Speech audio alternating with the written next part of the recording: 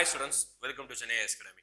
Today இந்த வீடியோல நம்ம என்ன பார்க்க போறோம் அப்படின்னு பார்த்துட்டீங்கன்னா யூனிட் 7 அதாவது இந்திய ஐஎன்எம் அதாவது இந்திய தேசிய இயக்கம் அப்படிங்கிற டாபிக் இருக்கும். அதுல முக்கியமா கேள்வி கேட்கக்கூடியது அந்த ஒரு பாயிண்ட மட்டும் சுத்திய ஹெட்டிங்கே பார்த்திருப்பீங்க. அந்த ஒரு பாயிண்ட மட்டும் சுத்தியே क्वेश्चन வந்துட்டே இருக்கும். எப்ப பார்த்தாலும் அது தொடர்பா தான் பெரிய டாபிக்கே இருக்கக்கூடிய இந்தியா சுதந்திரம் கிடைச்சது அந்த டாபிக் முக்கியமா தான். அப்போ அந்த டாபிக் மட்டுமே சுத்தி நடந்துட்டே இருக்குது. அந்த டாபிக்ல இந்த பகுதியை படிக்கணும். இந்த பகுதியில எதை மட்டும் முக்கியமா படிக்கணும் அதுதான் இந்த வீடியோல பார்க்க போறோம். அதுதான் ஓகேவா.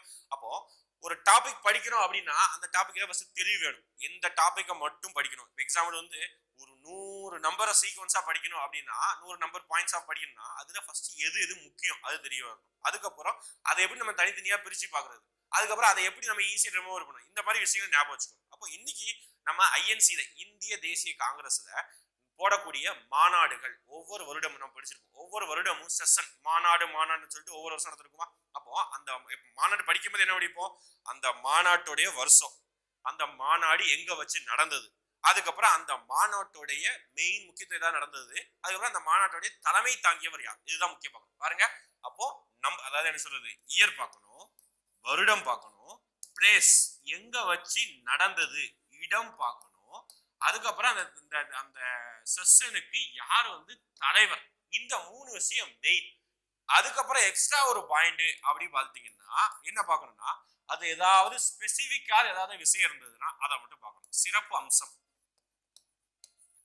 எப்படி ஸ்பெசிபிக்கா ஏதாவது ஒரு விஷயம் இருந்ததுன்னா அதை மட்டும் முக்கியத்துவம் கொடுத்து பார்த்துக்கணும். அவ்வளவுதான். இப்போ எக்ஸாம்பிள் லக்னோ பேக்ட் இந்த மாதிரி நடந்ததுன்னா லக்னோ மாநாட்டில் நடந்திருக்கும். அப்போ அது முக்கியமா, அப்போ அந்த மாநாட்டை படிச்சுக்கணும். அதே மாதிரி தான் பார்க்கணும். அப்போ வருடம், அது நடந்த இடம், அதுக்கப்புறம் அதோட தலைவர் ரொம்ப ரொம்ப முக்கியம். நிறைய மாநாடு இருக்கும். 1885 இருந்து 1947 வரைக்கும் மாநாடு இருக்கும். ஒரு சில வருஷம் தான் மாநாடு தான் இருக்கும். எல்லாத்தையும் நம்மளால மகப் பண்ண முடியுமா, எல்லாத்தையும் மகப் பண்ண முடியாது. செலக்டிவா மகப் பண்ணுங்க, எது எது படிக்கணும்னு சொல்லிட்டு இப்போ சொல்ல போறேன். ஓகேங்களா. அப்போ அதை எப்படி அப்ரோச் பண்ணணும் அதை இப்போ நம்ம சொல்ல போறோம். ஓகே. இப்போ எக்ஸாம்பிள் வந்து நம்ம எப்பவுமே ஃபர்ஸ்ட் 3 மாநாடுகள் எப்பவுமே படிச்சுக்கணும். ஃபர்ஸ்ட் 3 மாநாடு, ஃபர்ஸ்ட் 3 1 2 3 அதாவது 1885 இருந்து 1887 86 87. அப்போ முதல் 3 மாநாடுகள் ரொம்ப ரொம்ப ரொம்ப ரொம்ப முக்கியம். அது 3 இடத்துலயும் 3 முக்கியமான இந்தியாவுடைய 3 முக்கியமான இடங்கள் நடந்திருக்கும். அப்போ முதல் 3 மாநாடுகள் ரொம்ப முக்கியம். அதுக்கு அடுத்து எப்படி படிக்கணும்னா இந்த ஃபர்ஸ்ட் அந்த மாதிரி வரக்கூடிய மாநாடுகள் கம்பல்சரி படிக்கணும். அப்போ எங்க தான் ஃபர்ஸ்ட் வருது, இந்தியா அந்த மாநாட்டுல ஃபர்ஸ்ட் உமன் பிரசிடென்ட் யார் இருந்தா அது எந்த மாநாடு, எப்படி ஃபர்ஸ்ட் உமன் பிரசிடென்டாக எந்த மாநாட்டுல யார் தலைமை தாங்கி நடத்தினா அந்த மாநாடு கம்பல்சரி. அதுக்கப்புறம் ஃபர்ஸ்ட் உமன் பிரசிடென்ட்னா அன்னி பெசன்ட் இருப்பாங்க. அதுலயும் ஃபர்ஸ்ட் இந்தியன் உமன் பிரசிடென்ட் யார் இருந்தா அது எந்த மாநாடு, இதுதான் பார்க்கணும். புரியுதா. அப்போ ஃபர்ஸ்ட் உமன் பிரசிடென்ட் அன்னி பெசன்ட், அதுக்கப்புறம் ஃபர்ஸ்ட் இந்தியன் உமன், பாருங்க ஃபர்ஸ்ட் இந்தியன் உமன் பிரசிடென்ட் எந்த மாநாட்டுல இருந்தாங்க, யார் இருந்தாங்க, அது நடந்த பிளேஸ். புரியுதா. இப்போ இது ஃபர்ஸ்ட் அதே மாதிரி உமன் மாதிரி ஃபர்ஸ்ட் யாரு வந்து ஃபர்ஸ்ட் ஃபாரின் பர்சன் எந்த மாநாடு தலைமை தாங்க, 4வது மாநாடே இருக்கு 1888 ஜார்ஜ் ஜூலியன் சொல்லிட்டு தலைமை தாங்கியிருப்பாரு. இந்த மாதிரி படிச்சுக்கோங்க ஃபர்ஸ்ட் வர வேண்டிய விஷயங்கள். அதுக்கப்புறம் வேற எப்படி படிக்கணும்னா இது படிச்சுன்னா ஃபர்ஸ்ட்ங்கிறது வந்து முக்கியம். ஃபர்ஸ்ட் உமனு, ஃபர்ஸ்ட் நபரு, இந்த மாதிரி ரொம்ப ரொம்ப முக்கியம். அடுத்து மெட்ராஸ்ல இருந்து நடந்த மாநாடுகளை கம்பல்சரி படிச்சுக்கோங்க.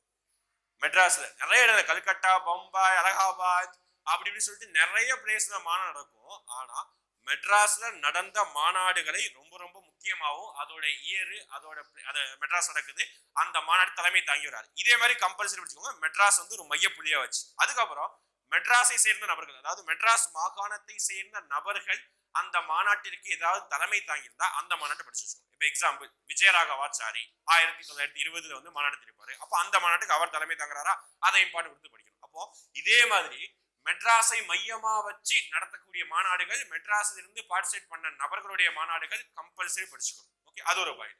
அப்போ ஃபர்ஸ்ட் நபர்கள் சொல்லிட்டேன் மாநாடு.